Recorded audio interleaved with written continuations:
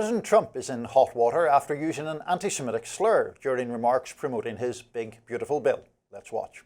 No death tax, no estate tax, no going to the banks and borrowing from, in some cases, a fine banker, and in some cases, Shylocks and bad people. That term refers to a Jewish moneylender in Shakespeare's The Merchant of Venice, one of my favorite Shakespeare plays, demands a pound of flesh from another character if they cannot repay his loan. Has been colloquialized to refer to loan sharks or predatory money lenders. But Jewish advocacy organizations like the Anti-Defamation League say the use of the word upholds centuries-old anti-Semitic tropes about Jewish people and greed. And now Jewish leaders are condemning Trump's use of the term. The CEO of the Jewish Council for Public Affairs, Amy Spitalnik, writes, "This is not an accident. It follows years in which Trump has normalized anti-Semitic tropes and conspiracy theories, and it's deeply dangerous." While the ADL says President Trump's use of this term is very troubling and irresponsible, it underscores how lies and conspiracies about Jews remain deeply entrenched in our country. Words from our leaders matter, and we expect more from the President of the United States. New York Democratic Representative Jerry Nadler writes, quote, "I condemn Donald Trump's dangerous use of this blatantly anti-Semitic slur and his long history of trafficking in anti-Semitic tropes. If Donald Trump were serious about fighting anti-Semitism, he could start with himself." Trump spoke out this weekend about the incident. Let's watch. I've never heard it that way. You view it differently than me. I've never heard that. Important to note that former President Joe Biden also used that same term in a 2014 speech while he was vice president. He spoke out afterwards about the incident, saying it was a poor choice of words. It was in that case. It was in this case, obviously, as well. Shouldn't have said it. It's, it's kind of it's not a kind thing to say. I take Trump at his word that he didn't know that that's the origin of it. I think even fans of Trump would not describe him as a literary scholar. I trust that he didn't know that it refers to Jewish people or is a kind of stereotypical or racist way to say it, so I don't care that much. He could have also added, "and I'm sorry for using it," which he didn't, but yeah, I don't know. I don't have a lot more to say about it. Well, different yeah, feelings? I mean, I do somewhat of different feelings in the sense that I am less inclined than you to be generous or to accept his word that he didn't understand the connotations of that term.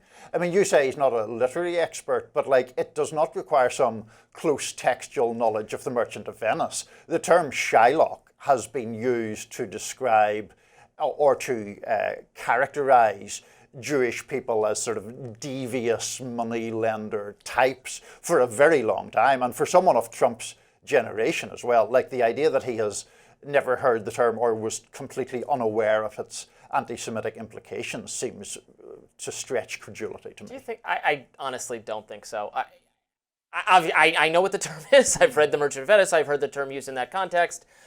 I don't know that it's so common that it would be obviously that he'd heard the term before, but didn't know it has a specific Jewish origin. This kind of reminds me of when I defended Gina Carano, the former Star Wars actress, kind of conservative person who had tweeted some image that is anti-Semitic of these like puppet masters controlling everything.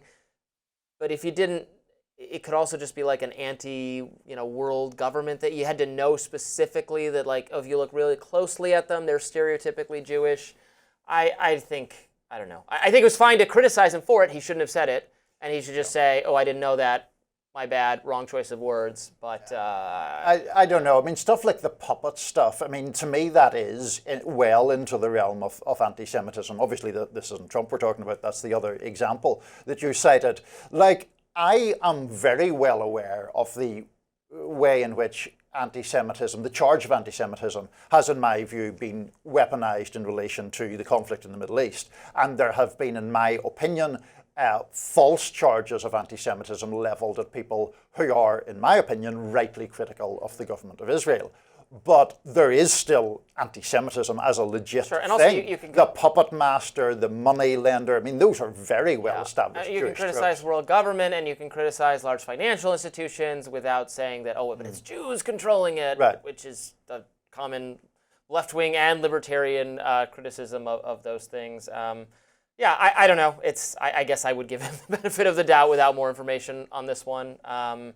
It's I don't know what else to say, but I'm a big fan of The Merchant of Venice, by the way. It's a fascinating and the villain, the term Shylock comes from, Shylock, is a much more interesting and complicated character than that his name has become this pejorative term would suggest. There's some he is justified to some degree in his ill treatment of the protagonist. He gives the famous speech that comes from if you prick us, do we not bleed? If you tickle us, do we not laugh? That whole thing.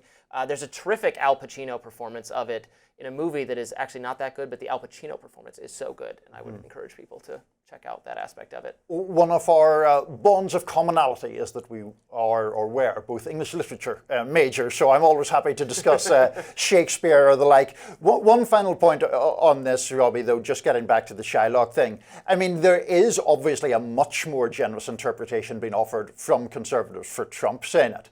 If Zoran Mamdani, who we were talking about earlier, said it, if Ilhan Omar said it, if AOC said it, there would be an absolute outrage. And I suspect that there are a lot of people on the right here just sort of, maybe, but not for me. You know, I would say what Ilhan Omar said, it's all about the Benjamins. I said, yeah, she shouldn't have said that, and she later said she shouldn't have said that, and yeah, well. So it goes. Otherwise, devastating floods swept Texas this weekend, and officials in the state are blaming botched forecasting. We'll be talking about that next on Rising.